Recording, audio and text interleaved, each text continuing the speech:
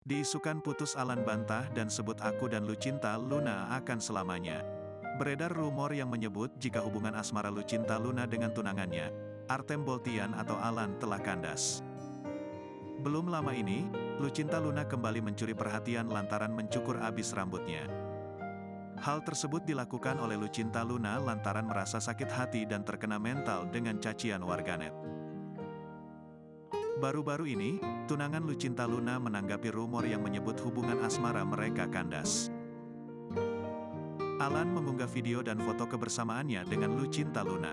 Bule asal Ukraina itu pun akhirnya menanggapi isu jika ia telah tak bersama Lucinta Luna lagi. Alan menepis semua tudingan rumor yang beredar di publik. Alan menegaskan bahwa dirinya dan Lucinta Luna akan selalu bersama selamanya. Aku ingin bilang bahwa semua orang yang melihat bahwa aku dan Luna, kita putus. Aku mau bicara seperti ini, aku dan Luna akan selamanya dan seterusnya bersama, ujar Alan, dilansir dari Instagram @alan.luna16, Senin, tanggal 28 Agustus tahun 2023.